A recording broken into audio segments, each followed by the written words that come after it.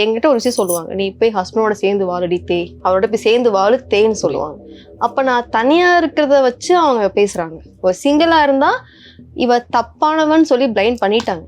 இவெல்லாம் வளர்ந்து வரணுமா, இவளெல்லாம் நம்ம வந்து மேல தூக்கிட்டு போகணுமா, எதுக்கு அப்படின்னு தான் இருக்காங்க. அப்புறம் ஒன்றும் இல்லை, ஃப்ரெண்ட்ஷிப்பே எடுத்துக்கோங்க. நம்ம கூட இருக்கவங்களே பின்னாடி நின்று பேசிட்டு போயிட்டே இருக்கான். கமெண்ட்ல உள்ளவங்க என்னை பத்தி யாருமே தெரியாம தான் பேசுறாங்க. பேசி விடட்டும். எவ்வளோக்கு எவ்வளோ நீங்கள் விட்டு கொடுத்து போகணுமோ நீங்கள் விட்டு கொடுத்து போங்க தான் நான் இன்னும் சொல்லுவேன். என்னுடைய பொண்ணே நாளைக்கு ஒரு மேரேஜ் பண்ணி போகுது அப்படின்னா ஒரு கூட்டு குடும்பமாக இருக்கணும்னு தான் நான் ஆசைப்படுறேன். ஏன்னா தனியாக வாழ்ந்த கஷ்டம் எனக்கு தெரிஞ்சுட்டேன். என் லைஃப்பில் வந்து ஒரு குழந்தைய வளர்த்துறதெல்லாம் பெரிய விஷயம். அதெல்லாம் வந்துட்டு சொல்ல முடியல. எவ்வளோ வார்த்தைகள் ப்ரோ. அது வந்து என் பொண்ணுக்கு மட்டும் நான் இருக்கேன் ப்ரோ. எதுலேயும் நல்ல முறையில் கொண்டு போகிறது என்னுடைய பொறுப்பு. அதை நான் பார்த்துப்பேன். அது என்னை எவ்வளோ கஷ்டப்படுத்தினாலும் சரி நான் கூட நிற்பேன். யூடியூப் மூடிட்டாங்கன்னு வச்சுக்கோங்களேன், ரொம்ப ரொம்ப ஷாக்காகவே இருந்தாலும் எல்லாருக்கும் போயிடணும். எனக்கு மட்டும் கிடையாது, எல்லாருக்கும் போயிட்டா எல்லாரும் வேலைக்கு போங்க, எல்லாரும் 5 வேலைக்கு ஓடுங்க. அப்போ வந்து எனக்கு வந்து என் தொழில் இருக்குது. இப்போ நீ வந்து இப்போ வெளியே சண்டை போடுறோம், ஏதாவது தண்ணி பிடிக்கும்போது சண்டை போடுறோம்.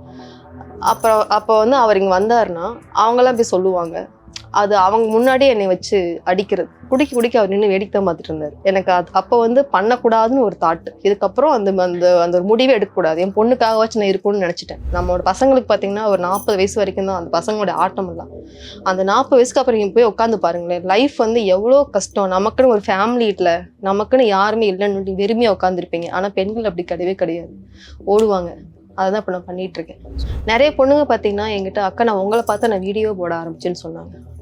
பாவிகளா, என்னைய பார்த்து நீ ஏமா வீடியோ பண்ற, என்னைய பார்த்து உன் பொண்ணை நீ எப்படி வளர்த்து நீ எப்படி நீ கொண்டு வரணும் ஆளாக்கும்னு நினைச்சு நீ பண்ணு, உனக்கு என்ன தொழில் தெரியுமோ அதுல நீ நீ ஸ்டடி பண்ணு. கீழே கமெண்ட்ஸ் எல்லாம் பார்த்தீங்கன்னா, அம்மா வந்து அம்மா வந்து பசங்களை யாரையும் பார்த்து சைட் அடிக்குது, பொண்ணு வந்து யாரைய பத்தி சைட் அடிக்குது, அதனாலதான் பொண்ணுக்குள்ள அம்மாவுக்குள்ள பொசசிவ் ஆகி போச்சுன்ட்டு கமெண்ட். நாங்க என்ன டாபிக்கை பேஸ் பண்ணி போட்டிருக்கோம், ஆனா செம வியூஸ். அது நல்ல வியூஸ். அந்த வீடியோ எனக்கு ரொம்ப ரொம்ப பிடிச்ச வீடியோ.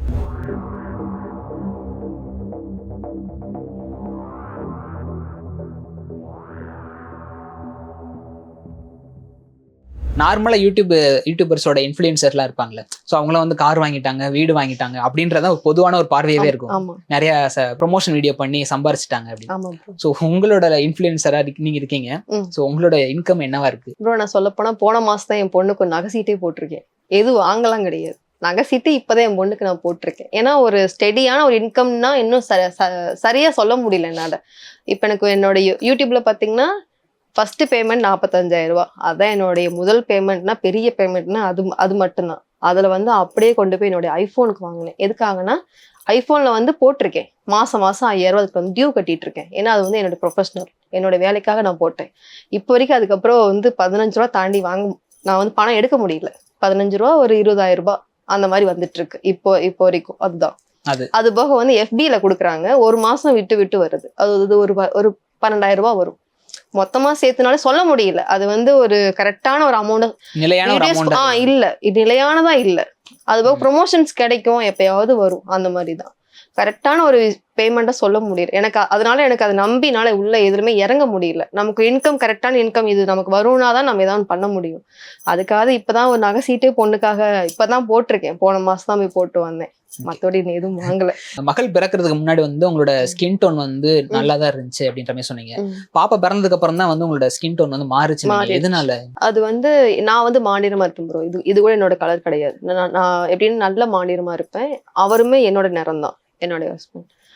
அதனாலதான் பாப்பா வந்து நல்ல கலரா இருக்கா. நான் வந்து வயிற்றுல இருக்கும்போதே எனக்கு ஸ்கின் டோன் எனக்கு மாறுச்சு. நான் வந்து ரொம்ப வாமிட் பண்ணிட்டு இருந்தேன். அப்போ எனக்கு நிறைய டேப்லெட் கொடுத்தாங்க. எனக்கு டேப்லெட் வந்து அது வந்து என்னென்னமோ கொடுப்பாங்க. நான் எதையும் மிஸ் பண்ணாம சாப்பிடுவேன் குழந்தைக்காக. அவங்க வந்து டாக்டர் எது சொன்னாலும் சாப்பிடுவேன்.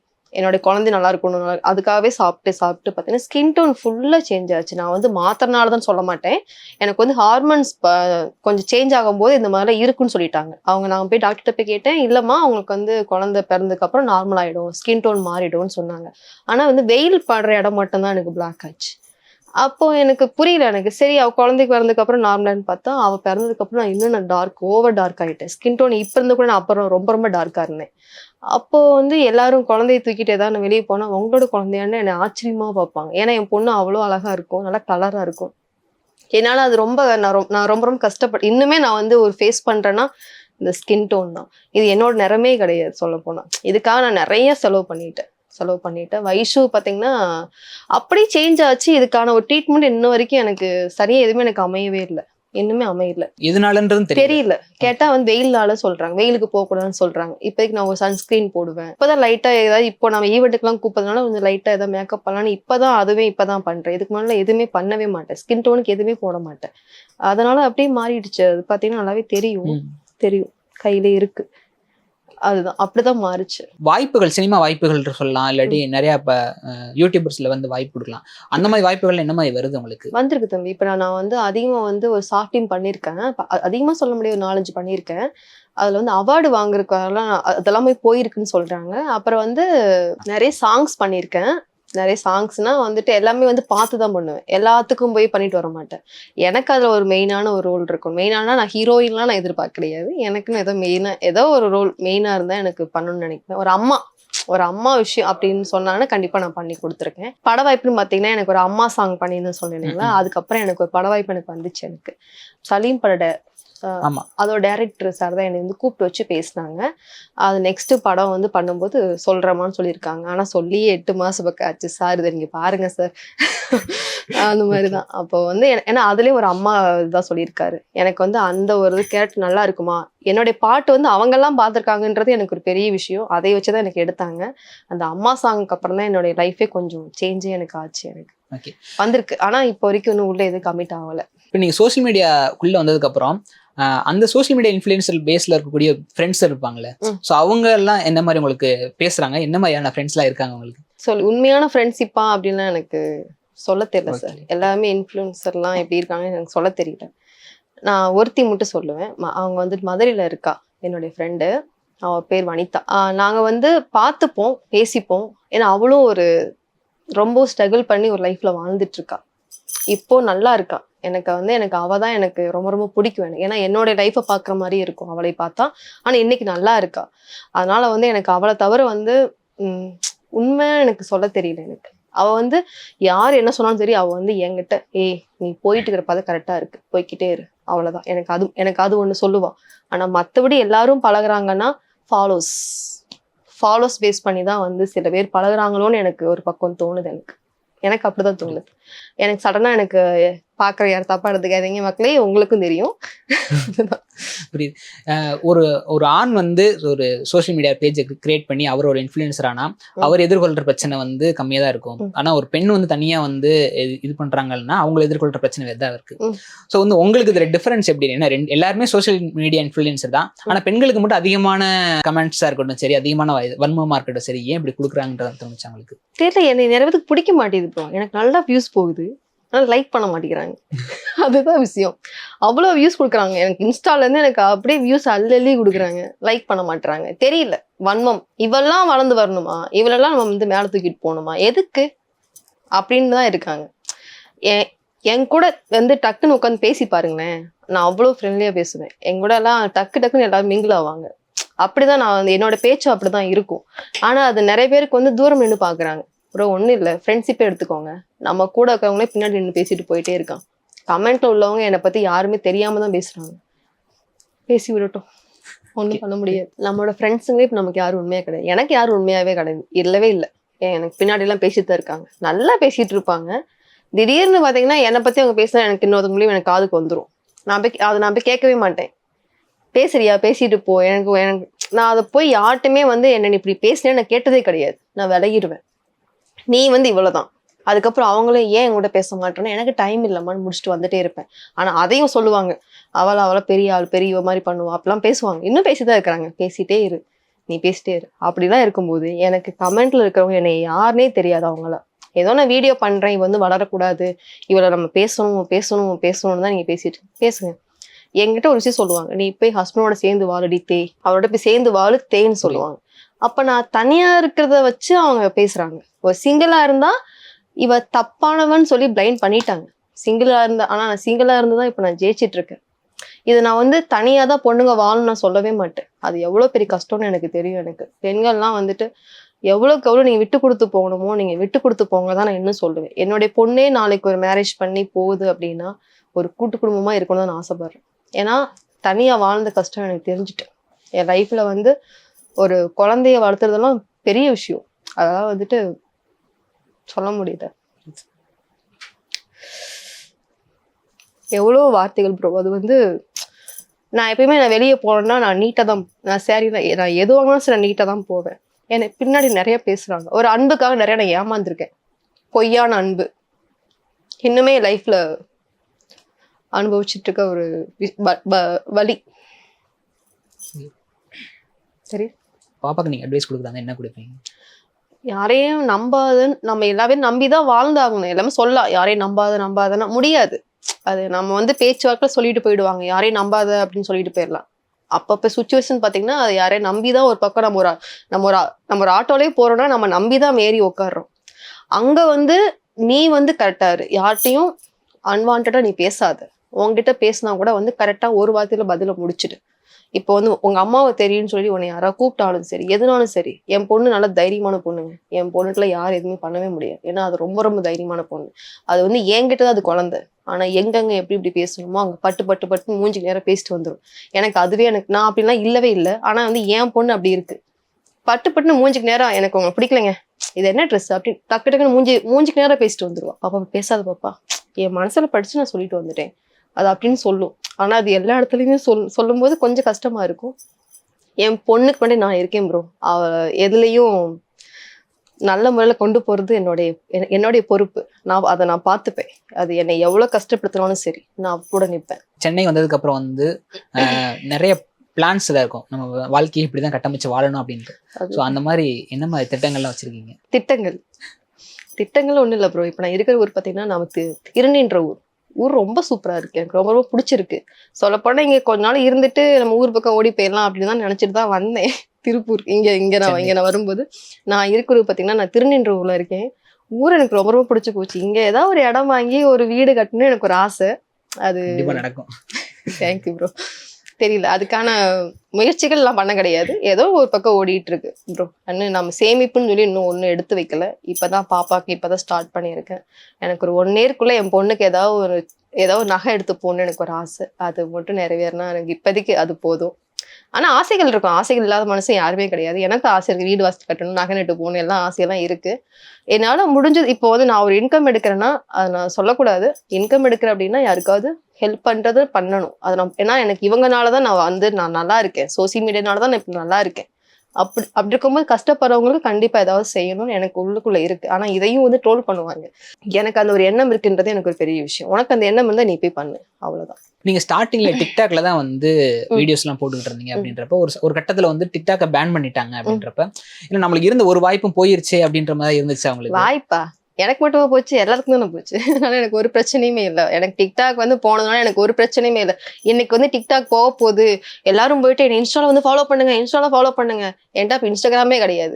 என்கிட்ட இன்ஸ்டானா என்னன்னே ஃபர்ஸ்ட் தெரியாது. நான் தான் சொன்னேனே, சும்மா ஆரம்பிச்சதுதான் சொன்னேனே. அதனால வந்து எனக்கு டிக்டாக் பேன் பண்ணப்ப எனக்கு அவ்வளவு பெரிய ஷாக்லாம் கிடையாது. ஆனா இப்போ போனா ஷாக் ஆவேன்.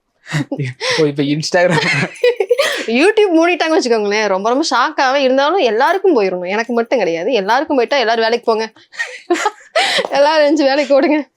அப்போ வந்து எனக்கு வந்து என் தொழில் இருக்கு, நான் அதுல போய் உட்காந்துருவேன், அவ்வளவுதான். இதுதான் ரொம்ப இதா இருந்துச்சு. இன்னொரு தொழில் கைவசம் இருக்குது, டெய்லரிங். அதை விட என்ன வேணும் பெண்களுக்கு? பெண்கள் நான் என்ன சொல்லுவேன், நீ வந்து படிச்சவளோ படிக்காதவளோ எதுனாலும் சரி ஒரு டெய்லரிங் மட்டும் பழகிக்கோ. உனக்கு அருமையான ஒரு தொழில்னா உனக்கு அதுதான். அதுவும் நீ வீட்டுக்குள்ள வந்து உன்னோட குழந்தைகளை பார்த்துக்கிட்டே நீ வந்து ஜாலியா கொண்டு போகலாம். என்ன கொஞ்சம் இடுப்பு வலிக்கும், அப்பப்போ அதெல்லாம் சரி பண்ணிக்கலாம். இதுதான். அந்த முதல் திருமண வாழ்க்கை வந்து ஒரு பிரச்சனைனால பிரிஞ்சிச்சு அப்படின்னு சொன்னீங்க. ஸோ அந்த சமயத்துல உங்களுக்கு வந்து சூசைட் தாட்ஸ்லாம் வந்துருந்துச்சுன்னு சொல்லியிருந்தீங்க. ஸோ அந்த நிலைமையில இருந்து எப்படி எதிர்கொண்டு வந்தீங்க? நான் அவர் கூட இருந்தப்பவே நான் பண்ணியிருக்கேன். எனக்கு இதெல்லாம் சாப்பிட்டா நம்ம சாவோம்னு எனக்கு தெரியாது. எனக்கு எத்தனை வயசு, ஒரு 20 வயசுங்கும் போதே என்னோட பொண்ணு பிறந்துருச்சு. 20 வயசுங்கும் போதே பாப்பா.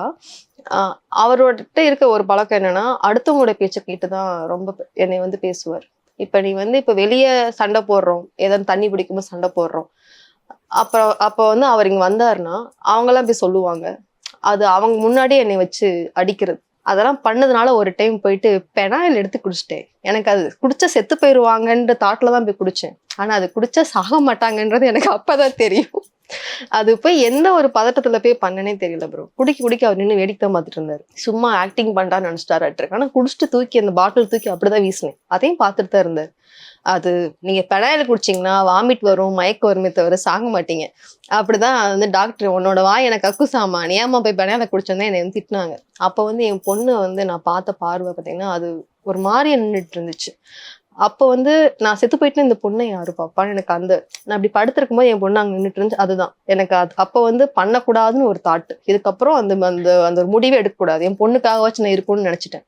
ஆனா அவர் போனதுக்கு அப்புறம் என்னால வேலைகள் வந்து என்னோட காலையில 8 மணி 9 மணிக்கு நான் நம்ம 4 மணிக்கு எந்திரிச்சு சமைச்சு செஞ்சு நான் ஒருத்தி அந்த பொண்ணை போய் ஸ்கூல்ல விட்டுட்டு திரும்ப வேலைக்கு ஓடி திரும்ப ஈவினிங் ஓடி வந்து அதுக்கடையில 2-3 ரீல்ஸை போட்டுட்டு இதெல்லாம் அப்படிதான் பண்ணிட்டு இருந்தேன். திரும்ப 4 மணிக்கு வந்து பொண்ணை போய் ஸ்கூல்ல விட்டுட்டு திரும்ப கூட்டிட்டு வந்து என்னால ரொம்ப ஒரு டைமுக்கு வந்து ரொம்ப மன அழுத்தம் அதிகமாயிடுச்சு. என்னால வந்து ஸ்ட்ரெஸ் என்னால சொல்லவே முடியல. நமக்கு யாராச்சும் வீட்டில் உட்கார வச்சு நமக்கு சமைச்சு போட மாட்டாங்களா அப்படின்ற மாதிரிலாம் எனக்கு ஒரு டயத்துக்கு மேல எனக்கு ஒரு தனியா வந்து வாழ்றவங்களுக்கு தான் தெரியுங்க. வீட்டுக்குள்ள வரும்போது யாருமே இல்லாம வந்து நீங்க உட்காந்தீங்கன்னா அந்த ஒரு வாழ்க்கையே வெறுமையான ஒரு வாழ்க்கை. எல்லா பசங்களும் சரி ஒரு 40 வயசு வரைக்கும் தான் நீங்களாம் வந்து ஆடுவீங்க. அதுக்கு மேல வந்து குடும்பம்னா ஏன்னா உங்களுக்கு அப்பதான் தெரியும். நம்மளோட பசங்களுக்கு பாத்தீங்கன்னா ஒரு 40 வயசு வரைக்கும் தான் அந்த பசங்களோட ஆட்டம் எல்லாம். அந்த 40 வயசுக்கு அப்புறம் நீங்க போய் உட்காந்து பாருங்களேன், லைஃப் வந்து எவ்வளோ கஷ்டம். நமக்குன்னு ஒரு ஃபேமிலி இல்ல, நமக்குன்னு யாருமே இல்லைன்னு வெறுமையா உட்காந்துருப்பீங்க. ஆனா பெண்கள் அப்படி கிடையவே கிடையாது, ஓடுவாங்க. அதான் இப்ப நான் பண்ணிட்டு இருக்கேன். அததான் நான் ஓடிட்டு இருக்கேன். எனக்கு ஒரு 40 வயசுக்குள்ள நான் வந்து என்னோட லைஃப்பை நான் வந்து ஸ்டடி பண்ணணும். என்னுடைய பொண்ணுக்குன்னு ஏதாவது ஒண்ணு எடுத்து வைக்கணும். இதுதான் இதை நான் தப்பு பண்ணவே கிடையாது. நான் கரெக்டா வழியில போயிட்டு இருக்கேன், கரெக்டா போயிட்டு இருக்கேன். இப்போ வந்து எனக்கு சூசைட் தாட்ல வந்திருக்கு. என் பொண்ணு அந்த அந்த ஒரு குழந்தை, அது தப்பான முடிவு. நமக்கு ஒரு தாட் வருதுன்னா அந்த ஒரு தற்கொலை வந்து நம்மளை தேடிதான் நம்ம வந்து தேடக்கூடாது. அது மட்டும் நான் போயிட்டு இருக்கேன். கடவுளே வந்து என்னை தேடி மட்டும் வந்துரு, நான் மட்டும் அந்த முடிவு எடுக்கக்கூடாது மட்டும் கரெக்டா எனக்கு தோணும். ஆனா பண்ணக்கூடாது, அதுல கரெக்டா இருக்கேன். இப்போ உங்களை மாதிரி வந்து சிங்கிள் பேரண்டா வந்து குழந்தைய வளர்க்கக்கூடியவங்க இருப்பாங்க. ஸோ அவங்களுக்கு வந்து நீங்க வந்து ஒரு அட்வைஸும் சொல்லலாம், இல்லாட்டி நான் கடந்து அந்த பாதையில இருந்து இதை சரி பண்ணி நிறைய பேசுவாங்க. என்கிட்ட சிங்கிள் பேரண்ட் தான் என்கிட்ட அதிகமா, அக்கா எனக்கு உங்க நம்பர் கொடுங்கக்கா, நான் உங்ககிட்ட பேசுறேன், அக்கா நான் உங்ககிட்ட பேசினா எனக்கு கொஞ்சம் நல்லா இருக்குன்னு சொல்லுவாங்க. நிறைய பொண்ணுங்க பாத்தீங்கன்னா என்கிட்ட, அக்கா நான் உங்களை பார்த்து நான் வீடியோ போட ஆரம்பிச்சேன்னு சொன்னாங்க. பாவிகளா, என்னைய பார்த்து நீ ஏமா வீடியோ பண்ற, என்னைய பார்த்து உன் பொண்ணை நீ எப்படி வளர்த்து நீ எப்படி கொண்டு வரணும் ஆளாக்குன்னு நினைச்சு நீ பண்ணு. உனக்கு என்ன தொழில் தெரியுமோ அதுல நீ ஸ்டடி பண்ணு. உன் அப்பா அம்மா கூட போயிரு, தனியா மட்டும் இருந்து வளர்த்தாத. குழந்தைங்களோட போய் உங்க அம்மா அப்பாவோட காலில் கூட விழுந்துரு. புருஷன் கூட இல்லையா, போய் உங்க அப்பா அம்மாவோட காலில் விழுந்துரு, கூட போயிரு. உன் குழந்தை தனியா மட்டும் வளர்த்தாது. இந்த சமூகத்துல குழந்தைகளை தனியா வளர்த்த முடியல. இப்ப நான் எங்க போனாலும் என் பொண்ணு இல்லாம நான் போறது கிடையாது. இன்னைக்கு எனக்கு 4 மணிக்கு இன்னைக்கு என் பொண்ணு வந்துரும். ஆனா நான் இப்ப இங்க நான் உட்காந்துட்டு இருக்கேன். ஏன்னா இன்னைக்கு எனக்கு கொஞ்சம் கொஞ்சம் லேட் ஆயிடும். இருந்தாலும் அவ சொல்றான், இத்தனை ஸ்கூல் பக்கம் தான் அம்மா நான் வந்துடுறேம்மான்னு சொன்னான். இன்னும் என் மனசுக்குள்ள அடிச்சுட்டே தான் இருக்கு. எப்படி வருவா, பெரிய பொண்ணு தான், ஓரளவுக்கு பெரிய பொண்ணு தான், வந்துட்டு அவ டியூஷன் வர போறேங்கிறா. எனக்கு அதுவே எனக்கு ஒரு பக்கம் ஓடிட்டு இருக்கு. இப்ப வீட்டுல யாராவது நம்ம கூட இருந்தாங்கன்னா அவங்க நம்ம குழந்தைய பாத்துப்பாங்க. அந்த அந்த அந்த ஒரு தைரியமாச்சும் இருக்கும். குழந்தைகளை வந்து தனியா வந்து நீங்க நான் என்ன சொல்றேன்னா முடிஞ்ச வரைக்கும் அட்ஜஸ்ட் பண்ணி கொண்டு போங்க. அவன் அப்படிதானா, விட்டுருங்க. விட்டுட்டு நீ வந்து உன்னோட லைஃப்பை நீ பாரு. உனக்கு இந்த மீடியாக்குள்ள நீ வரணும்னா அது கரெக்டான வழியில யூஸ் பண்ணுங்க. மீடியான்றது பார்த்தீங்கன்னா கெட்டதுக்கும் இருக்கு, நல்லதுக்கும் இருக்கு. நான் வந்து நல்லது கொண்டு போயிட்டு இருக்கேன். உனக்கு என்ன முடியுமோ அதை நீ பண்ணிக்கோ, அவ்வளவுதான். இதுல வந்து குழந்தைகள் பெத்தவங்களோட போயிருங்க. உனக்கு ஒரு ஹஸ்பண்ட் சரியில்லை அப்படின்னா பெத்தவங்களோட இருங்க. பெத்தவங்களும் சரியில்லைன்னு சொல்லும்போது பொண்ணுங்களோட லைஃப் நாங்க தான் ஸ்ட்ரகிள் பண்ணி ஆகணும். அப்படிதான் ஓடிட்டு இருக்கோம். ஆனா நீங்க தைரியமா இருங்க, யாரையும் நம்பி ஏமாறாதீங்க. ஆனா நாங்க அன்புன்ற ஒரு விஷயத்துக்கு தான் எல்லாருமே ஏமாந்துட்டு இருக்காங்க. நானுமே ஏமாந்துருக்கேன். அன்பு அது நமக்கு வந்து ஈஸியா வந்து நம்ம கொடுத்து டக்குன்னு தூக்கிட்டு போயிடுவாங்க. ஆனா அதுல வந்து அப்புறம் நாம தான் உட்காந்து அழுதுட்டு உட்காந்து 2 நாளைக்கு சாப்பிடாம கொள்ளாம நம்மளோட குழந்தைங்களுக்கு வந்து எதுவும் பண்ணாம உட்காந்துட்டு இருப்போம். அந்த தப்பை மட்டும் பண்ணாதீங்க. பேசுறாங்களா, பேசிட்டு அதோட விட்டுட்டு அடுத்தடுத்த வேலையை பார்த்துட்டு போயிட்டே எதுவுமே உள்ளுக்குள்ள போட்டுட்டாதான் கஷ்டமா இருக்கும். எதுவுமே உள்ளுக்குள்ள போடாதீங்க, நார்மலா கொண்டு போங்க லைஃபை. பொண்ணுங்களுக்கு அதான் நான் சொல்ல வரேன். அன்புன்ற விஷயத்த மட்டும் நம்பி ஏமாறாதீங்க, அவ்வளவுதான். நீங்க பாப்பாவோட சேர்ந்து நிறைய வீடியோஸ் போட்டிருப்பீங்க. சோ அதுல வந்து ரொம்ப க்ளோஸ் டு ஹார்ட் ஒரு நல்ல பிடிச்ச வீடியோ அப்படின்னு ஏதாச்சும் இருக்கும்ல? இருக்கு. என்னுடைய பொண்ணு கூட போட்ட ஒரு வீடியோ ரொம்ப பிடிக்கும். ஒன்னும் இல்ல ப்ரோ, இங்க நாம வந்து ஃபன் மால் போயிருந்தோம். சாரி, ஃபன் மாலுங்கிற ஃபோரம் மால். ஓகே, ஃபோரம் மாலா? அது கூட வடபழனி. அது வந்து என்னோட பொண்ணுக்கு அப்போ ஒரு பட வாய்ப்பு வந்துச்சு பாப்பாக்கு. அந்த டைம் வந்து அந்த சார் வந்துட்டு கொஞ்சம் ஓப்பன் பிளேஸா இருந்தா வந்துருவீங்களா, ஃபர்ஸ்ட் வந்து ஒரு ஆஃபீஸ் தான் கூப்பிட்ற மாதிரி இருந்தாங்க. நான் கொஞ்சம் பாப்பா கூட்டிட்டு போறதுனால கொஞ்சம் தயக்கமா இருந்துச்சு. அப்புறம் வந்து எனக்கு தெரியல, இப்போ புதுசா போறவங்களும் அப்ப சரிம்மா வாங்க வேணா இங்க வாங்கன்னு சொல்லும்போது அன்னைக்குதான் என் பாப்பா நானும் போயிருக்கோம். அங்க நாங்க போன டயத்துல ஒரு வீடியோ ஒண்ணு பண்ணேன். அது எப்படின்னா, நாங்க வந்து எடுத்த டாபிக் வேற, ஆனா அது வந்து மக்கள் வந்து நிறைய கமெண்ட்ஸ் அது கீழே அவ்வளோ கமெண்ட்ஸ். நான் என்ன பண்ணேன்னா, வைஷு வந்து அவ வந்து பொம்மைகளாம் அப்படியே பார்த்துட்டே போயிட்டு இருந்தா. நான் வந்து கண்ணை மூடிட்டு இப்படி இழுத்துட்டு வந்துருவேன். திருப்பி நான் வந்து சாரியா பார்த்துட்டு போவேன். அவன் ஏன் கண்ணை மூடிட்டு வந்துருவான். இது நாங்க வந்து பிளான் பண்ணோம். இதுல வந்து அம்மா பொண்ணு லவ்னு தான் போட்டு விட்டுருக்கேன். கீழே கமெண்ட்ஸ் எல்லாம் பாத்தீங்கன்னா, அம்மா வந்து அம்மா வந்து பசங்களை யாரையும் பத்தி சைட் அடிக்குது, பொண்ணு வந்து யாரைய பத்தி சைட் அடிக்குது, அதனாலதான் பொண்ணுக்குள்ள அம்மாவுக்குள்ள பொசசிவ் ஆகி போச்சுன்ட்டு கமெண்ட். நாங்க என்ன டாபிக்கை பேஸ் பண்ணி போட்டிருக்கோம், ஆனா செம வியூஸ். அது நல்ல வியூஸ். அந்த வீடியோ எனக்கு ரொம்ப ரொம்ப பிடிச்ச வீடியோ. கண்டிப்பா போடுங்க ப்ரோ. கண்டிப்பா போடுங்க. வாய்ப்புகளுக்காக தான் சென்னை வந்திருக்கேன் அப்படி சொன்னீங்க. நெக்ஸ்ட் இப்ப என்ன பண்ணலாம்னு இருக்கீங்க? நெக்ஸ்ட் பாத்தீங்கன்னா, ஒரு பிசினஸ் ஒன்று ஸ்டார்ட் பண்ணலான்னு இருக்கேன் ப்ரோ. பிசினஸ்னா நீங்க வந்து நினைக்கிற மாதிரி அப்படி இப்படிலாம் கிடையாது. நானும் என் ஃப்ரெண்டு தான். அவங்க இன்வெஸ்ட்மெண்ட் ஃபுல்லுமே அவ தான். நம்ம ஒரு சாரி பிசினஸ் தான் ப்ரோ. வேற என்ன, பெண்களுக்கு நாங்க தெரிஞ்ச விஷயம்னா சாரி. எல்லாரும் எங்கிட்ட அக்கா சாரி நல்லா இருக்குன்னு சொல்லுவாங்க. சரி, நம்மளே சாரி பிசினஸ் பண்ணலாமேன்னு ஒரு ஐடியா. சரி, எல்லாம் சப்போர்ட் பண்ணுங்க. ஜகா வைசு புட்டிக் வரப்போகுது. சூப்பர் வரப்போகுது. அது சப்போர்ட் பண்ணுங்க. இதுவே இன்னொரு வளர்ச்சி தான். அது பயமா இருக்கு. ஏன்னா இப்ப எல்லாருமே பண்ண ஆரம்பிச்சிட்டாங்க. சரி, நமக்கான ஒரு ஃபாலோவர்ஸ் நம்ம கிட்டே இருக்காங்க இல்லையா? சரி, நம்மள நம்பி சில பேர் வாங்குவாங்கல்ல. நானும் கடை வச்சிருக்கேன் வாங்க. இல்ல, எல்லாருமே இன்ஃப்ளூயன்சரா இருக்காங்க.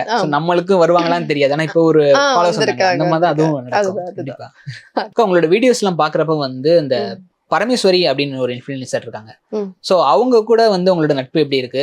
அவங்களும் உங்களை மாதிரி தான் நெகட்டிவ் கமெண்ட்ஸ் நிறைய வருது, அவங்கலாம் நானும் சர்வே பண்றது ரொம்ப கஷ்டப்படுறேன் அப்படிலாம் சொல்லியிருந்தாங்க. சோ உங்களுக்கும் அவங்களுக்குள்ள ஒரு கான்வர்சேஷன் எப்படி இருக்கும்? அது வந்து என் தங்கச்சி. அது ஃப்ரெண்ட் எல்லாம் கிடையாது, தங்கச்சி. அவ வந்து எனக்கு 1 year எனக்கு தெரியும். நான் பேசிட்டு இருக்கேன். நான் வந்து ஃபோன் கால் தான் அதிகமாலாம் பேச முடியும். ஏன்னா அவளுக்கும் அங்கே டைம் கிடையாது, எனக்கும் டைம் கிடையாது. எப்பயாவது கால் பண்ணி ஏதாவது ஒரு இஷ்யூ நான் மட்டும் தான் நான் கால் பண்ணி, எதுக்கும் கவலைப்படாது, ஃபேஸ் பண்ணு, ஓடு, உனக்கு உங்க அம்மா கூட இருக்காங்க. அம்மா அவளுக்கு செம்ம இல்லையா? உண்மையில அதெல்லாம் பெரிய விஷயம். 2 குழந்தைகளை பாத்துக்கிறாங்க. இவ வந்து அவளோட லைஃப்காக ஓடிட்டு இருக்கா. அவளுடைய கஷ்டம் அவளுக்கு தான் தெரியும். அவங்களுடைய ப்ரொஃபஷனல் அவ பண்ணிட்டு இருக்கா. மத்த நேரம் வந்து அவ வந்து எப்படி அவளோட வீடியோஸ் போய் பாருங்களேன், அதுல வல்கராவே இருக்கவே இருக்காது, நீட்டா தான் இருப்பான். ஏன்னா அவளுடைய ப்ரொஃபஷனல்ல மட்டும் தான் அவன் அந்த மாதிரி இருக்க முடியும். அது வந்து அப்படிதான் பண்ணி அவன், வேற வழி கிடையாது. நான் அதுக்காக நிறைய விஷயங்கள் அவளுக்கு நான் ஷேர் பண்ணியிருக்கேன். ஒரு நல்ல பொண்ணு, என் கூட பழகின வரைக்கும் அவளோட வேலைகள் அவ கரெக்டா போயிட்டு இருக்கா. ஸோ இவ்வளவு நேரம் எங்களுக்காக நேரத்தை ஒதுக்கி இன்டர்வியூ கொடுத்ததுக்கு ரொம்ப ரொம்ப நன்றி. ரொம்ப நன்றியா. Don't forget to subscribe Miss Vav Tamila.